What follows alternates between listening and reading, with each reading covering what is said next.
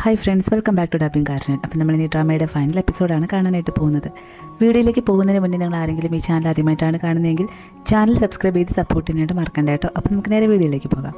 എപ്പിസോഡിൻ്റെ സ്റ്റാർട്ടിങ്ങിൽ ഇപ്പോൾ കെ ആണെങ്കിൽ അവളോട് മോഡലായിട്ട് ഇരിക്കാമെന്ന് പറഞ്ഞ് സമ്മതിച്ചിട്ട് ഇപ്പോൾ ഫോട്ടോ എടുക്കാനായിട്ട് ഇരിക്കുന്നുണ്ടായിരുന്നു. ആ സമയത്ത് ആ പെൺകുട്ടി ഇവനോട് ചോദിക്കുന്നുണ്ട്, നിനക്ക് എത്ര വർഷമായിട്ട് ക്രീമിനെ അറിയാൻ ചോദിക്കുമ്പോൾ എൻ്റെ 16 വയസ്സ് മുതൽ ക്രീം എൻ്റെ ഒപ്പം ഉണ്ട്. ഞാൻ പോയി കഴിഞ്ഞ് കഴിഞ്ഞാൽ അവൾക്കത് സഹിക്കാൻ പറ്റുന്ന കാര്യമല്ലായിരിക്കും. അത് കാരണമാണ് പോകുന്നതിന് മുന്നേ അവൾക്ക് നല്ലൊരു ലൈഫ് ഉണ്ടാക്കി കൊടുത്തിട്ട് പോകാമെന്ന് ഞാൻ വിചാരിച്ചെന്ന് പറയുമ്പോൾ നീ എന്താ ഇങ്ങനെയൊക്കെ സംസാരിക്കുന്നത്? അവളുടെ ലൈഫിൽ 16 വയസ്സ് മുതൽ കൂടി ഉണ്ടായിരുന്ന നീ പെട്ടെന്നൊരു ദിവസം പോകുമ്പോഴത്തേക്കും അവൾക്കത് വേദന ഉണ്ടാകത്തില്ലേ? അത് വെച്ചിട്ട് നീ എങ്ങനെയൊക്കെ ലൈഫ് നന്നാക്കി കൊടുക്കാൻ തീരുമാനിച്ചിരുന്നാലും നീ പോകുന്നത് തന്നെയായിരിക്കില്ലേ അവൾക്ക് വലിയ വേദന എന്ന് പറയുമ്പോഴത്തേക്കും അത് നീ പറഞ്ഞ് ശരി തന്നെയാണ് എന്ന് വെച്ച് ഞാൻ ഒറ്റപ്പെട്ട സമയത്തെല്ലാം അവൾ എൻ്റെ കൂടെ ഉണ്ടായിരുന്നു. അതുപോലെ അവൾ പെട്ടെന്നൊരു ദിവസം ഞാൻ ഒറ്റയ്ക്കാക്കിയിട്ട് പോകുമ്പോൾ അവളുടെ കൂടെ ആരെങ്കിലുമൊക്കെ വേണ്ടതെന്ന് ചോദിക്കുമ്പോൾ അവളാണെങ്കിൽ നീ ഇങ്ങനെ മന്ദബുദ്ധികളെ പോലെ സംസാരിക്കാതെ, ജീവിതം എന്ന് പറയുന്നത് ഇങ്ങനെ തന്നെയാണ്, ഒരുപാട് വിഷമങ്ങൾ നിറഞ്ഞ ജീവിതമാണ് നമ്മളെല്ലാവരും ജീവിക്കേണ്ടത്. പക്ഷേ അത്തരം പ്രശ്നങ്ങൾക്കിടയിലും നമ്മൾ ജീവിക്കാനായിട്ട് പഠിച്ചിരിക്കണമെന്ന് പറയുന്നുണ്ടായിരുന്നു. എന്തു തന്നെയായിരുന്നാലും കെ പിന്നെ അവളോട് ചോദിക്കുന്നുണ്ട്, ഞാൻ ഇപ്പോൾ നിൻ്റെ ഈ മുമ്പിൽ മോഡലായിട്ടിരിക്കുന്നത് എന്തിനാണെന്ന് നിനക്കറിയാലോ, അത് കാരണം ദയവേത് നീ അവനെ ബ്രേക്കപ്പ് ചെയ്യണമെന്ന് പറയുമ്പോൾ അവൾ പിന്നെയും അത് ഞാൻ ആലോചിക്കാവുന്ന കാര്യമാണ്, പക്ഷേ അവസാനമായിട്ട് എനിക്കൊരു ഡിമാൻഡ് കൂടെ ഉണ്ടെന്ന് പറയുമ്പോൾ കെ എന്താണെന്ന് ചോദിക്കുന്നുണ്ടായിരുന്നു. അവൾ അടുത്തേക്ക് വന്നിട്ട്, അത് നീ മരിച്ചു കഴിഞ്ഞ് കഴിഞ്ഞാൽ നിൻ്റെ കുറേ സാധനങ്ങളൊക്കെ ഇല്ലേ, നീ യൂസ് ചെയ്ത സാധനങ്ങളൊക്കെ, അതൊക്കെ എനിക്ക് വേണമെന്ന് പറയുമ്പോഴത്തേക്കും കെ ആണെങ്കിൽ അതൊക്കെ നിനക്കെന്തിനാ, അല്ലെങ്കിൽ തന്നെ നിനക്ക് ഞാൻ എങ്ങനെ തരും, ഇത്രയും വർഷം എൻ്റെ കൂടെ ഉണ്ടായിരുന്ന എൻ്റെ ക്രീമിനുള്ളതാണ് അതെന്ന് പറഞ്ഞിട്ടുണ്ടായിരുന്നു. അങ്ങനെ അവന് ദേഷ്യം വന്നിട്ട് അവിടെ നിന്ന് പോകുന്നുണ്ടായിരുന്നു. പിറ്റേ ദിവസം കാണിക്കുന്നത് ഈ പെങ്കൊച്ച് ആ ഡെന്റിസ്റ്റ് ഡോക്ടറിനെ കാണാനായിട്ട് വരുന്നുണ്ടായിരുന്നു. ആക്ച്വലി നമ്മുടെ കെയോട് ഇന്നലെ ഇവള് പറഞ്ഞ കാര്യം അവൻ സമ്മതിച്ചു എന്ന് തോന്നുന്നു. അത് കാരണം ബ്രേക്കപ്പ് ചെയ്യാൻ വേണ്ടിയിട്ടായിരുന്നു ഇവള് രണ്ടുപേരും കൂടെ വന്നിട്ടുണ്ടായിരുന്നത്. ആദ്യം തന്നെ ആ ഡോക്ടർ പയ്യൻ കാര്യം പറയുന്നുണ്ട്, ഇത്രയും വർഷം നമ്മൾ പ്രണയിച്ചിട്ടുണ്ടെങ്കിലും നീ എന്നെ ചീറ്റ് ചെയ്യുമെന്ന് ഞാൻ സ്വപ്നത്തിൽ പോലും വിചാരിച്ചിരുന്നില്ല. അത് കാരണം ഇനി നമ്മുടെ പ്രണയബന്ധത്തിന് ഒരു അർത്ഥവും ഇല്ല, എനിക്കത് മുന്നോട്ട് കൊണ്ടുപോകാനും താല്പര്യമില്ല, നമുക്ക് ഇവിടെ വെച്ചെല്ലാം നിർത്താമെന്ന് പറയുമ്പോൾ അവളും ഒന്ന് ആലോചിച്ചിട്ട്, നിൻ്റെ തീരുമാനം അതാണെങ്കിൽ ഞാൻ എതിരഭിപ്രായം ഒന്നും പറയുന്നില്ല, അങ്ങനെ തന്നെ നടക്കട്ടെ എന്ന് പറയുന്നുണ്ടായിരുന്നു. കൂടാതെ ഇവൻ പിന്നെയും പറയുന്നുണ്ട്, ഇപ്പോൾ ഞാനൊരു പെൺകുട്ടിയെ മീറ്റ് ചെയ്തിട്ടുണ്ട്, ഭാവിയിൽ ഞങ്ങൾ ലവേഴ്സ് ആവുമെന്നുള്ള കാര്യം എനിക്കറിയില്ല, എന്തായാലും അവൾ ഇന്ന് എൻ്റെ നല്ലൊരു ഫ്രണ്ടാണെന്നും പറയുന്നുണ്ടായിരുന്നു. അങ്ങനെ അവർ വളരെ ഹാപ്പി ആയിട്ട് പിരിയുന്നുണ്ടായിരുന്നു. അന്ന് ഈവനിങ് ഈ ഡോക്ടർ പയ്യൻ ക്രീമിനെ കാണാനായിട്ട് വരുന്നുണ്ടായിരുന്നു. അന്നേരം ഇവൻ്റെ ലവ് സ്റ്റോറിയെല്ലാം അവളോട് പറയുന്നുണ്ട്. 7 കൊല്ലമാണ് ഞാൻ അവളെ സത്യസന്ധമായിട്ട് പ്രണയിച്ചത്, പക്ഷേ ഈ 7 കൊല്ലവും അവൾ എന്നെ ചീറ്റ് ചെയ്തതായിരുന്നു എന്നുള്ളത് എനിക്കറിയില്ലായിരുന്നു. അതുകൊണ്ട് തന്നെ ഇന്നേ ദിവസം ഞാൻ അവളെ ബ്രേക്കപ്പ് ചെയ്തു. മനസ്സിൽ ഒരുപാട് വിഷമമുണ്ടെങ്കിലും അവൾ എന്നെ ചതിച്ചത് ഓർക്കുമ്പോൾ എനിക്ക് വലിയ വിഷമമൊന്നും തോന്നില്ല എന്ന് പറയുന്നുണ്ടായിരുന്നു. അന്നേരം തന്നെ നമ്മുടെ ക്രീം ആണെങ്കിൽ അവളുടെ ലൈഫ് സ്റ്റോറിയും ഇവനോട് പറയുന്നുണ്ട്. കുട്ടിക്കാലം മുതലേ ഞാൻ ഒറ്റയ്ക്കാണ് ജീവിച്ചത്, അതായത് എൻ്റെ അമ്മയും അച്ഛനും ഒരു ആക്സിഡൻറ്റിൽ മരിച്ചു പോയിരുന്നു. പിന്നെ ഓർഫനേജിൽ വളർന്നിട്ട് സ്കൂൾ ലൈഫിലായിരുന്നു ഞാൻ കെയെ കണ്ടുമുട്ടുന്നത്. പിന്നെ അന്ന് തൊട്ട് ഇന്ന് വരെയും ഞങ്ങൾ ഒരുമിച്ചാണ് ജീവിക്കുന്നത്. നീ തെറ്റിദ്ധരിക്കരുത് കേട്ടോ, അന്ന് തൊട്ട് ഇന്ന് വരെയും എനിക്ക് അവനെന്ന് പറയുന്നത് ഒരമ്മയെ പോലെയാണ്, ഓഫീസിൽ പോകുമ്പോഴത്തേക്കും ഒരച്ഛനെ പോലെയാണ്, ചില സമയങ്ങളിൽ അവനൊരു ലവറുടെയും പോലെയാണ്. അങ്ങനെ എല്ലാ സ്ഥാനങ്ങളിലും അവൻ എനിക്ക് പ്രിയപ്പെട്ടവനാണ്. ഇത് കേൾക്കുമ്പോൾ ഡോക്ടറാണെങ്കിൽ, അല്ല ഇതൊക്കെ എന്തിനാ നീ എന്നോട് പറയുന്നതെന്ന് ചോദിക്കുമ്പോൾ, നീ നിൻ്റെ കാര്യങ്ങളെല്ലാം എന്നോട് പറഞ്ഞില്ലേ, അപ്പോൾ പിന്നെ എൻ്റെ കാര്യങ്ങൾ നീ അറിയുന്നത് നന്നായിരിക്കും എന്ന് പറയുന്നുണ്ടായിരുന്നു. പെട്ടെന്ന് വെച്ചിട്ട് ഈ ഡോക്ടറാണെങ്കിൽ അവളെ കിസ് ചെയ്യുന്നുണ്ടായിരുന്നു കേട്ടോ. അങ്ങനെ അതോടുകൂടെ അവർ രണ്ടുപേരും പ്രണയത്തിലാവുകയാണ്. നമ്മുടെ കെയെ കാണിക്കാൻ വേണ്ടിയിട്ടാണ് ക്രീം ഡോക്ടറുമായിട്ട് കമ്പനി ആയതെങ്കിലും ഇപ്പോൾ അവൾക്കും ഇവനോട് ഇഷ്ടമൊക്കെ തോന്നി തുടങ്ങിയിട്ടുണ്ടായിരുന്നു. അതായത് ഇവർ രണ്ടുപേരും ഒറ്റയ്ക്ക് പുറത്തൊക്കെ പോകുന്നുണ്ടായിരുന്നു. അവൻ അവൾക്ക് ഗിഫ്റ്റൊക്കെ മേടിച്ചു കൊടുക്കുന്നുണ്ടായിരുന്നു. എന്തായാലും ഈ ഡോക്ടർ കാരണം അവളുടെ ലൈഫിൽ ഹാപ്പി ആയിട്ട് പോകുന്നുണ്ടായിരുന്നു.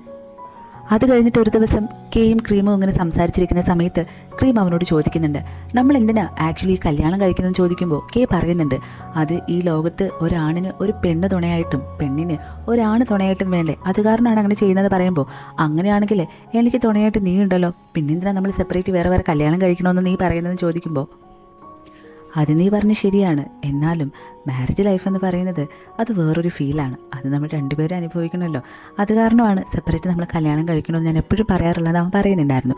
അങ്ങനെ കുറേ ദിവസം പോകുന്നുണ്ടായിരുന്നു. അതായത് കെയും ക്രീമും അവരുടേതായ നിമിഷങ്ങളിൽ അവർ ഹാപ്പി ആയിട്ട് ഇരിക്കുന്നുണ്ടായിരുന്നു. ക്രീമാണെങ്കിൽ ഓരോ പാട്ട് എഴുതുന്നുണ്ടായിരുന്നു.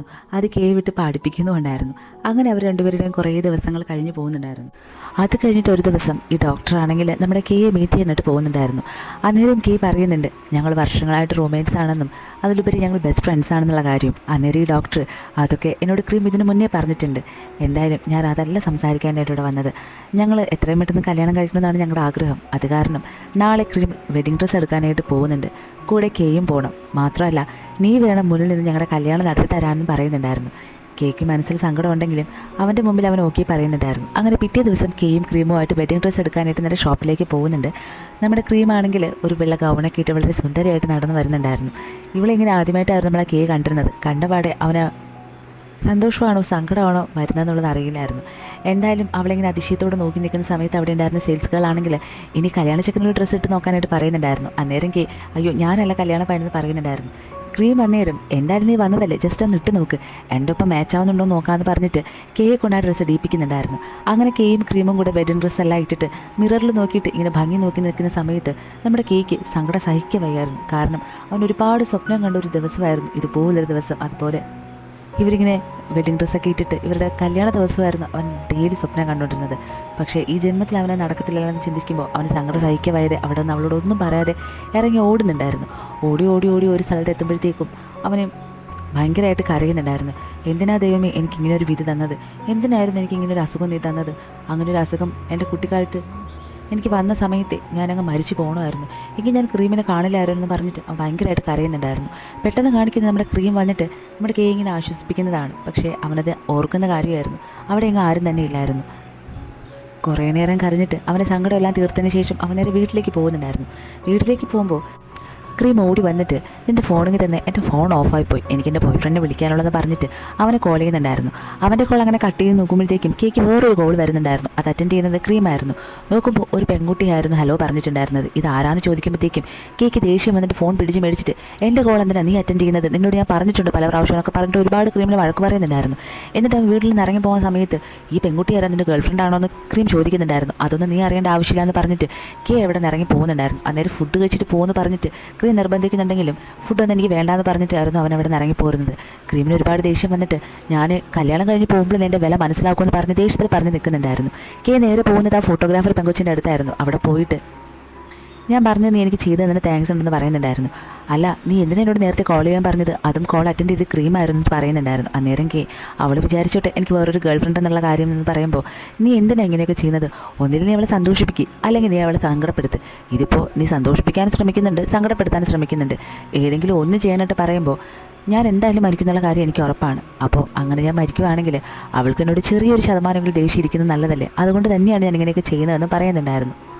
നിന്നെ മനസ്സിലാക്കാനായിട്ട് ആരെ കൊണ്ടും പറ്റില്ലക്കെ, നീ എന്തിനാ ഇത്രയും വലിയൊരു രഹസ്യം ഇങ്ങനെ ഒളിപ്പിച്ച് വെക്കുന്നത്, നിങ്ങൾ തമ്മിൽ ഇത്രയും വർഷം ഒരുമിച്ച് ജീവിച്ചിട്ടും ഇങ്ങനെ നിനക്കൊരു അസുഖമുള്ള കാര്യം അവളോട് മറച്ചു വെച്ചെന്ന് ചിന്തിക്കുമ്പോൾ അവൾക്കത് ഒരുപാട് വിഷമം വരത്തില്ലേ, ഇനിയെങ്കിലും അത് അവളോട് തുറന്നു പറയാനായിട്ട് ശ്രമിക്കുമെന്ന് പറയുമ്പോൾ ഞാൻ മരിക്കുന്നത് വരെ എൻ്റെ വായിൽ നിന്ന് എനിക്കിങ്ങനെ ഒരു അസുഖം ഉണ്ടെന്നുള്ള കാര്യം അവൾ ഒരിക്കലും അറിയാൻ പോകുന്നില്ല എന്നും കെ പറയുന്നുണ്ടായിരുന്നു.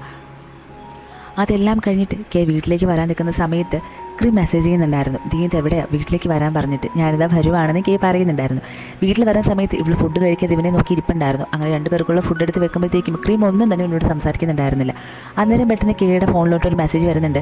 ഇന്നത്തെ ദിവസം ഞാൻ നിന്നോട് ഒന്നും സംസാരിക്കില്ല എന്ന് പറഞ്ഞിട്ട് ക്രീം മെസ്സേജ് അയച്ചതായിരുന്നു.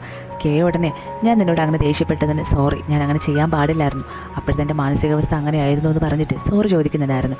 അന്നേരം തന്നെ ക്രീം അവനോട് സോറി പറയുന്നുണ്ട്. കെ ആണെങ്കിൽ നീ എന്തിനാ എന്നോട് സോറി പറയുന്നത്, അതിനുവേണ്ടി നീ എന്നോട് ഒന്നും ചെയ്തില്ലല്ലോ എന്ന് പറയുമ്പോൾ ഒന്നുമില്ല, നീ എന്നോട് സോറി പറയുമ്പോൾ ഞാനും പറയുന്നത് നല്ലതാണല്ലോ എന്ന് പറയുന്നുണ്ടായിരുന്നു. എനിക്കൊന്നും വേണ്ട നിൻ്റെ സോറിയോ ഒന്നും, നിനക്ക് നല്ലൊരു ലൈഫ് കിട്ടിയ നന്നായിട്ട് ജീവിക്കുക, എനിക്ക് അത്ര മാത്രം മതിയെന്ന് പറഞ്ഞിട്ട് മെസ്സേജ് ചെയ്യുന്നുണ്ടായിരുന്നു.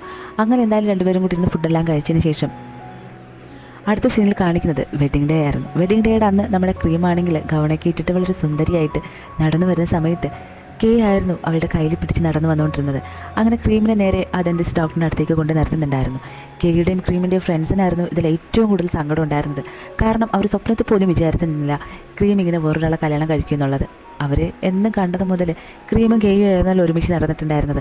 അന്നേരം അവരുടെ മനസ്സിലൊക്കെ ഇവർ എന്നും ഹസ്ബൻഡ് ആൻഡ് വൈഫ് ആയിട്ടുണ്ടായിരുന്നു. ഇതെല്ലാം കഴിഞ്ഞതിന് ശേഷം കെ ആണെങ്കിൽ വളരെ സങ്കടത്തോടെ അവിടെ നിന്ന് ഇറങ്ങി പോകുന്നുണ്ടായിരുന്നു. അവൾ ഭയങ്കരമായിട്ട് കരയുന്നുണ്ടായിരുന്നു. എന്തിനാ ദൈവമേ നീ എനിക്ക് ഇങ്ങനെ ഒരു അസുഖം തന്നത്? ഈ അസുഖം കാരണം എനിക്ക് എൻ്റെ വേണ്ടപ്പെട്ടവരെ എല്ലാവരെയും നഷ്ടപ്പെട്ടു. ആദ്യം എൻ്റെ അമ്മ, ഇപ്പോൾ എൻ്റെ ക്രീം, ഇനി എനിക്ക് ആരുമില്ല എൻ്റെ ലൈഫിലെന്ന് പറഞ്ഞിട്ട് അവൻ ഭയങ്കരമായിട്ട് കരയുന്നുണ്ടായിരുന്നു. ഞാൻ ഒരുപാട് ആഗ്രഹിച്ചതായിരുന്നു ക്രീമിൻ്റെ കൂടെ ഇന്നൊരു ദിവസം എൻ്റെ കല്യാണം എന്നൊക്കെ പറയുന്നത്. പക്ഷേ എൻ്റെ വീട് ഇങ്ങനെ ആയിരിക്കുമെന്ന് ഞാൻ ഒരിക്കലും വിചാരിച്ചില്ല എന്ന് പറഞ്ഞിട്ട് അവൻ ഭയങ്കരമായിട്ട് കരഞ്ഞുകൊണ്ട് പോകുന്നുണ്ടായിരുന്നു. ഇവിടെയാണെങ്കിൽ ആ കല്യാണം വളരെ നന്നായിട്ട് നടന്ന് കഴിയുന്നുമുണ്ട്. പിറ്റേ ദിവസം ഈ ഡെന്റിസ്റ്റ് വയ്യ വന്ന് നോക്കുന്ന സമയത്ത് അവിടെ എങ്ങും ആ ക്രീമിനെ കാണാനില്ലായിരുന്നു. അവൾ ടേബിളിൻ്റെ പുറത്ത് റെക്കോർഡർ ഇരിപ്പുണ്ടായിരുന്നു. അതെടുത്ത് കേട്ട് നോക്കുമ്പോഴായിരുന്നു നമ്മുടെ ക്രീം കുറച്ച് കാര്യങ്ങൾ അതിൽ പറഞ്ഞിട്ടുണ്ടായിരുന്നു. എനിക്ക് നിൻ്റെ ഒപ്പം ജീവിക്കാനായിട്ട് പറ്റത്തില്ല. ഒരു ദിവസം ഞാൻ കെയെ വിട്ടു നിന്നപ്പോഴാണ് എനിക്ക് വേറെ ആരുടെയും കൂടെയും ജീവിക്കാനായിട്ട് പറ്റത്തില്ല എന്നുള്ള കാര്യം ഞാൻ മനസ്സിലാക്കിയത്. അങ്ങനെ ഒരു ഫ്ലാഷ് ബാക്ക് കാണിക്കുന്നുണ്ട്. അന്ന് ക്രീം ഇങ്ങനെ ഒരു പാട്ടെഴുതിയിട്ട് അതൊരു പെൺകുട്ടിക്ക് ഇഷ്ടമല്ല എന്നൊക്കെ പറഞ്ഞിട്ട് ലിറിക്സ് മാറ്റി എഴുതാനൊക്കെ പറഞ്ഞിരുന്നില്ലേ. ആ ദേഷ്യത്തിൽ അവൾ വീട്ടിൽ വന്നിട്ട് ലിറിക്സ് മാറ്റി എഴുതാനായിട്ടൊക്കെ ഒരുപാട് നോക്കുന്നുണ്ടെങ്കിലും പറ്റുന്നുണ്ടായിരുന്നില്ല.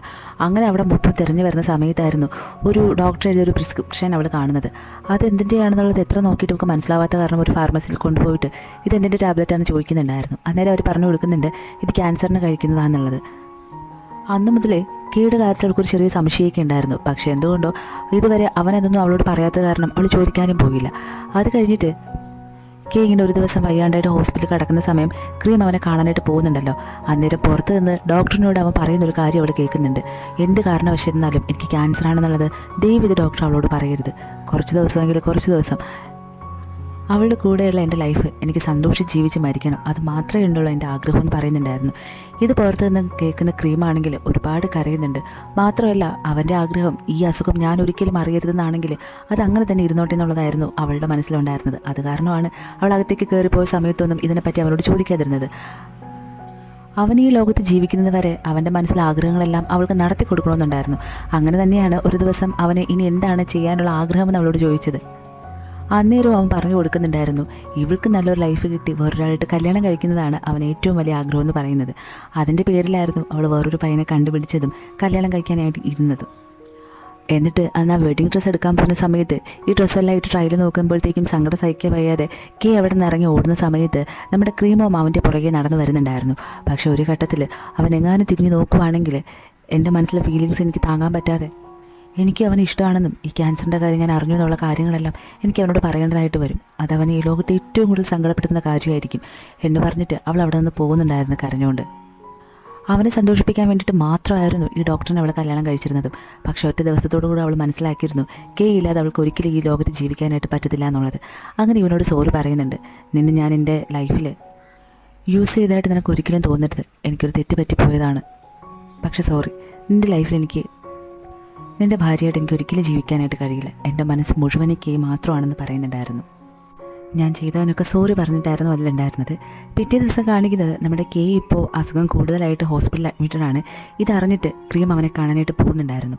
പക്ഷേ അവൾ വന്നു അറിഞ്ഞിട്ട് അവൻ മുഖത്തോടെ ബെഡ്ഷീറ്റ് മൂടി കിടക്കുന്നുണ്ടായിരുന്നു. ഇവൾ ഓടിപ്പോയിട്ട് എനിക്ക് ചെറിയൊരു പനിയല്ലേ ഉള്ളൂ, അതിനൊക്കെ നീ എന്തിനും ഇങ്ങനെ കിടക്കുന്ന വിഷമിച്ചിട്ട് ഒരു പ്രശ്നവുമില്ല, ഞാൻ നിൻ്റെ കൂടെ ഉണ്ടാകും. പിന്നെ ഒരു കാര്യം, ഈ അസുഖമൊക്കെ ഭേദമായിട്ട് വരുന്ന സമയത്ത് ഫുഡൊക്കെ നീ കൺട്രോൾ ചെയ്യണം, തണുത്ത ആഹാരങ്ങൾ കഴിക്കരുത്, ഓഫീസിൽ കൂടുതൽ സമയം ഇരുന്ന് വർക്ക് ചെയ്യരുത്. ഇതൊക്കെ കൊണ്ടാണ് നിനക്ക് ഇടയ്ക്കിടയ്ക്ക് ഇങ്ങനെ അസുഖമൊക്കെ വരുന്നതെന്ന് പറയുമ്പോൾ നമ്മുടെ കെ ഭയങ്കരമായിട്ട് കരയുന്നുണ്ടായിരുന്നു.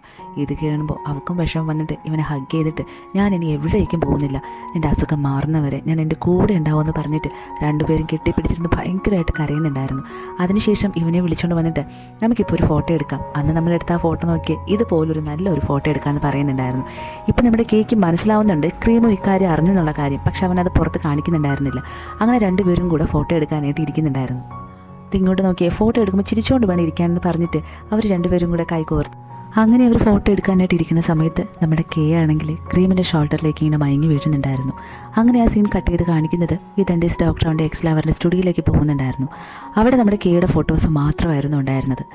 അന്നേരം ഈ പെൺകുട്ടി പറയുന്നുണ്ട് ഞാൻ ഇതുപോലൊരു ഭ്രാന്തമായ പ്രണയം വേറെ ആരെല്ലാം കണ്ടിട്ടില്ല. കെയോട് ഞാൻ പലപ്പോഴും പറഞ്ഞിട്ടുണ്ട് അവൻ്റെ അസുഖം ക്രീമിനോട് തുറന്ന് പറയുന്നൊക്കെ. പക്ഷെ അവളെ വേദനിപ്പിക്കുമെന്ന് വിചാരിച്ചിട്ട് അവനത് പറഞ്ഞിട്ടില്ല. അന്നില്ല ഞാനോട് പറയുമായിരുന്നു നീ പോയി കഴിഞ്ഞാലും ക്രീം 2-3 മാസം നിന്നെ ഓർത്ത് കരയുമായിരിക്കും. അത് കഴിഞ്ഞാൽ അവളുടെ പുതിയ ബോയ് ഫ്രണ്ടുമായിട്ട് അവൾ സെറ്റായിട്ട് അവൾ ഹാപ്പി ആയിട്ട് ജീവിക്കുമെന്നൊക്കെ. പക്ഷേ ഇതിങ്ങനെ സംഭവിക്കുന്നുള്ളത് ഞാൻ ഒരിക്കലും വിചാരിച്ചില്ല എന്ന് പറയുന്നുണ്ടായിരുന്നു.